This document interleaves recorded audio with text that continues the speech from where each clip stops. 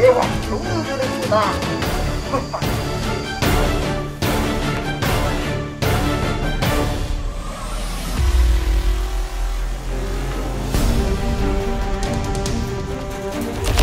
Ê Diệu, làm sao ấy?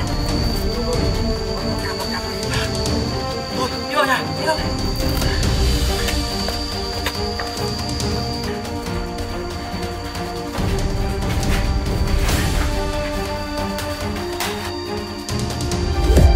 Vết thương này nặng quá rồi. Đợi tiếng một tí, rồi đi lấy thuốc.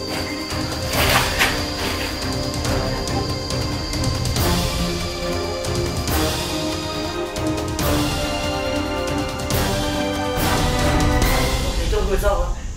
Vẫn chưa có tác dụng gì. Đợi rồi một tí.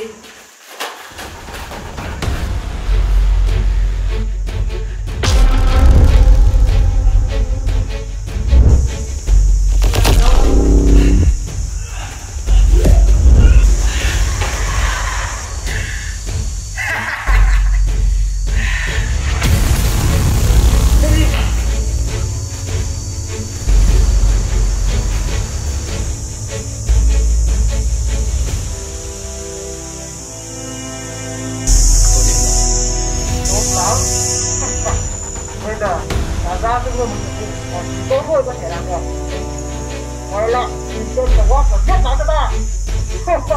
Không làm được thì đừng quay nữa.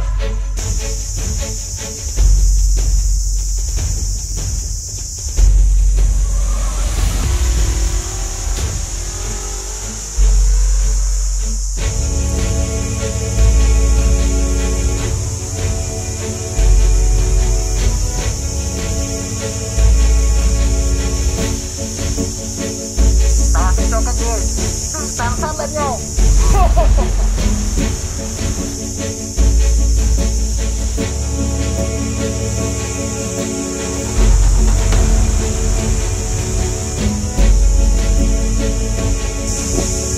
Vết thương sao rồi?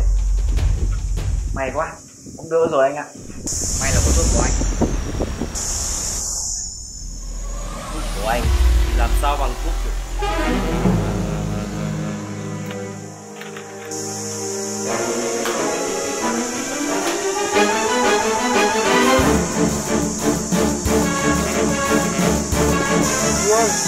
Đi giám sát hắn.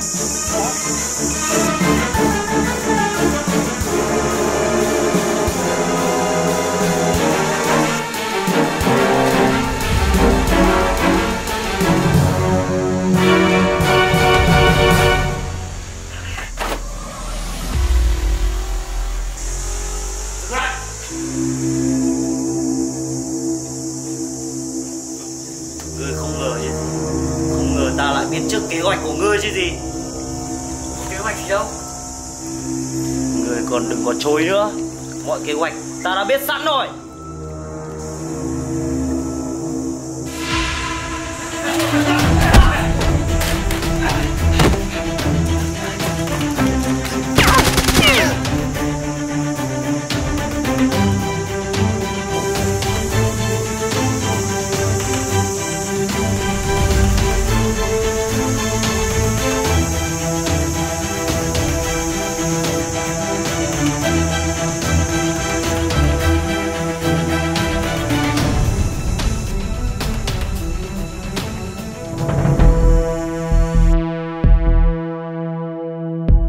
Có chuyện gì?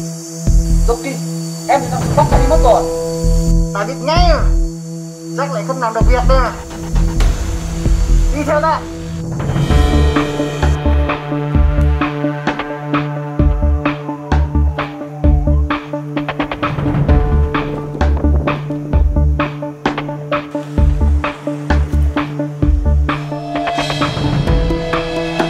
Không làm được cho ta, chỉ có con đường chết.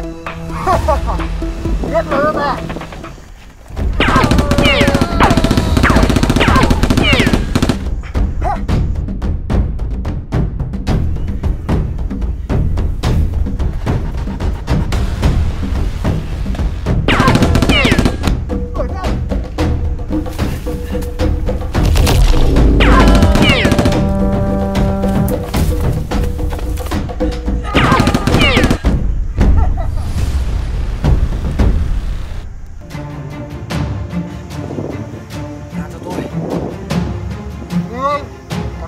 kẻ.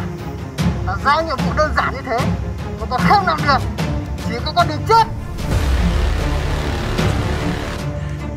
Dừng lại.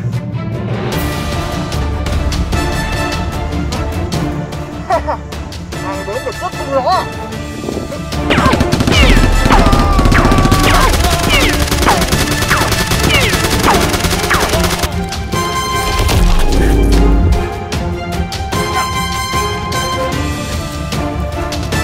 Cậu làm sao không?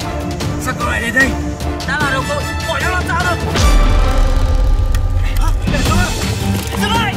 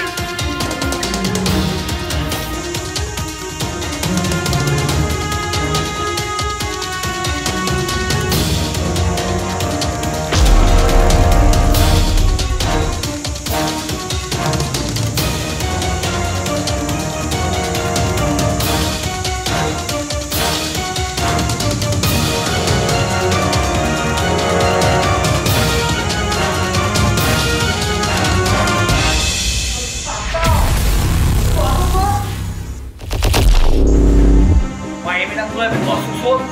Mày, tao phải cùng chết.